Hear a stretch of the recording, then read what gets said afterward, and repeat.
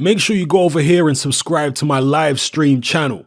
I'll be live streaming on a regular basis from December 19th, 2018. And there will be content on here which you will not find on my main channel. So all of you guys, make sure if you want to be up on my live streams that you subscribe to this channel right here. It's called Hatman Boxing Live, The Objective Perspective. Go over and subscribe now, then enjoy the rest of this video. Deontay Wilder says he would love for the Tyson Fury rematch to be at the Barclays Center in New York or in Las Vegas. Now, a lot of Tyson Fury fans were hoping, and even Tyson Fury himself, for the rematch to take place in the UK. I personally would be amazed if the rematch took place in the UK, given how close the first fight was, given the fact that Deontay Wilder escaped with a draw and escaped with his title. On foreign soil, could he really hope for that kind of benefit of the doubt from the judges? Probably not, right? And given that fact, what would be the likelihood of Deontay Wilder winning the rematch on foreign soil? At the end of the day, Deontay Wilder still holds the WBC World Heavyweight title. And although Tyson Fury claimed the moral victory and won the quote-unquote event in many people's eyes, the record of him and Deontay Wilder both have a D next to the result in that particular fight. And Deontay Wilder is somebody who's now being pushed by Showtime. They've invested a lot of money into him.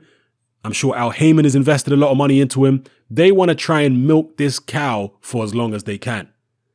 And if they're going to put him in a dangerous situation, they want to have the cards stacked in their favor, just as they were first time around. And I'm not dissing them for that. At the end of the day, they have a job to do. Deontay Wilder's team, which is to put themselves in the strongest position and a challenger in a weaker position. This is what any team would do. This is what Anthony Joshua's team would do. This is what, whoever. Name the fighter who is somewhat of a commodity. I don't want to go as far as saying Deontay Wilder's a cash cow, but he may get there one day, okay? And that is certainly, or it certainly appears to be what Showtime, Al Heyman, etc. want for Deontay Wilder, to turn him into a cash cow. So if that's what they're hoping to do and sell him to the American public off the back of the controversy of the first Fury fight, they're not going to send him to the UK to put Tyson Fury in a stronger position. Unless they were contractually obligated to, they ain't going to do that. And I can't see how they would be contractually obligated to. There's too many smart people, I think, in the Deontay Wilder management team for them to have stipulated or signed a contract that stipulated that Wilder has to fight in the UK for the rematch. I think there's too many smart people in this team to do that, because at the end of the day, this was a voluntary for Deontay Wilder. It wasn't any kind of unification or anything like that. It was a voluntary. He was giving Tyson Fury an opportunity. Yes, he was. I know Tyson Fury says he's the lineal and all this type of business, but Deontay Wilder didn't have to let him fight for the WBC belt. You see? So in that type of situation, Wilder's team, his management team, there's a lot of smart people in there. They wouldn't want to compromise themselves unnecessarily to make the fight. Now, I had a comment from somebody on one of the other Deontay Wilder videos I uploaded earlier on today, and he disputed the idea that fighting Dominic Breazeale next would be advantageous for Deontay Wilder. He said that that would be a bad move. It wouldn't be pay-per-view. It would just be a step backwards, basically. Well, pay-per-view fighters are not built overnight. It's a process that you have to go through, building a pay-per-view fighter. You may have one fight, which is pay-per-view of his. Then you have a couple defenses against lesser opposition, which are not pay-per-view. Then you go again with pay-per-view against a bigger name opponent. That's the way it's done. It's not always done like Anthony Joshua, for example, where he fought Dillian Whyte on pay-per-view and then everything after that was pay-per-view. No, it's not always done that way. I mean, didn't Canelo Alvarez have one or two fights over the past few years that were not pay-per-view? Obviously, the Rocky Fielding fight, since he's done the DAZN deal, is not going to be pay-per-view, but, he's getting compensated for that in a different way. But I'm talking about when he was still, I think he fought a couple times at Showtime and on HBO. There was a couple fights there where Canelo Alvarez didn't fight on pay-per-view. And you look at Bud Crawford, for example. Terence Crawford, he fought on pay-per-view against Victor Postol, but since then he's had a number of fights that were not on pay-per-view. So it takes it takes time, it takes a while to build somebody as a pay-per-view fighter. And for me, Deontay Wilder, his stock has risen, even though he didn't win the fight against Tyson Fury.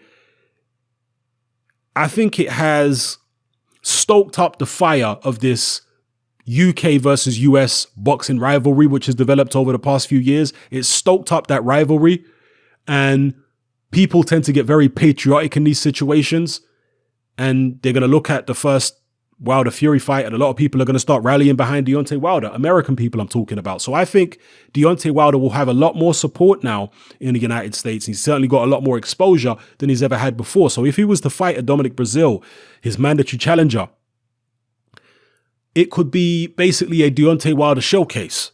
That's essentially what it would be. A Wilder showcase, a chance for, you could have Tyson Fury ringside. Yeah? A Wilder showcase where he gets a chance to beat on Dominic Breazeale. And look, I'm not completely counting Dominic Breazeale out. He's a tough guy. He can punch himself.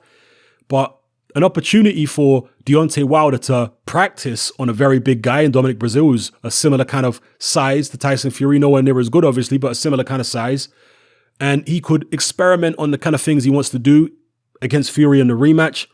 And at the same time, have a showcase, maybe get a highlight reel stoppage or knockout in front of Fury. Fury can get in the ring. They go face to face again and build the hype for the rematch even more. You see? And at the end of the day, fans like freebies. And obviously, you'd have to be a subscriber of Showtime to be able to watch Wilder versus Breazeale, even if it wasn't on pay-per-view. But fans like freebies, and if you're trying to build somebody as a pay-per-view fighter, you have to build the public affection for them. It's difficult to build the public affection for them when you're putting them on pay-per-view when they're not really known. Do you understand? So if you have an interim fight against the mandatory, where you got Fury in attendance, you're still pushing that narrative, you're building Wilder up, you're exposing him to the public. I think if he was to fight Dominic Breazeale next, the viewing figures would be higher than any Deontay Wilder fight in his career so far. Okay, if he was on regular Showtime. And I think that would work well for the Fury rematch, which would happen directly after that, as long as he got past Breazeale. So, yeah, Rome wasn't built in a day, and neither was a pay-per-view fighter. It's a process you have to go through where you gradually increase the fighters' visibility to the public and their market value, and eventually you get them fighting pay-per-view every time. It's a gradual process. It's not something that happens overnight. So anyway, those are my thoughts on Deontay Wilder talking about the rematch being in New York or Las Vegas. It's definitely going to be a lot easier for British fight fans to get to New York, and a lot of British fight fans are more familiar with Las Vegas than they are with LA. There's obviously a lot more hotels and stuff like that, and everything is just more easily accessible because of the strip in Las Vegas and whatnot. And it's kind of a party town anyway for British tourists and tourists from all around the world. So not that LA isn't a party town, but in terms of convenience, Las Vegas is, more that kind of place. So yeah, that's where the rematch is likely to be, in the US, in New York, or Las Vegas. So let me know what you think about that in the comment section below. And personally, just for nostalgia's sake, I wouldn't mind it being in Vegas. I wouldn't mind it being in Vegas. I'm sure most British fight fans, most Fury fans would prefer it to be in New York if they're planning to go, because it's a shorter flight. But I don't know, there's just something about a Vegas fight night, particularly a world heavyweight title fight. You go back in the days to all the heavyweight championships that were in Las Vegas. So much history there. So maybe for a bit of silly nostalgia, I'd like it to be in Vegas. But New York is cool too. They're building a new legacy at the Barclays Center. Back in the days, it used to be Madison Square Garden. These days, it's all about the Barclays Center. So they're building a new legacy, and maybe people will look back in decades to come and reminisce about the great days of the Barclays Center, the golden age of heavyweight boxing, when the bouts used to happen at the Barclays Center. And maybe the Barclays Center in decades to come will hardly see any boxing events. Things go in cycles. So yeah. Anyway, let me know what you feel about everything I've talked about in this video. It's happening. I'm out. Join me on Patreon.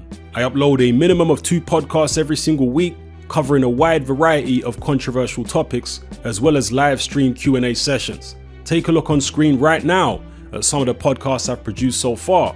For just $3 a month, the equivalent of about £2 a month, you get access to all my new podcasts and my entire back catalogue of past podcasts, including my popular Confessions of a Nightclub Bouncer series. You can listen on your computer or on your smartphone or tablet by downloading the Patreon app from the Google Play Store or the App Store for free. The Patreon app also allows you to download each podcast in MP3. For less than the price of a cup of coffee, you get access to dozens of hours of exclusive content. It's easy to sign up, there's no contract, and you can cancel at any time. So come and join our community of free and critical thinkers by signing up with me here on Patreon today.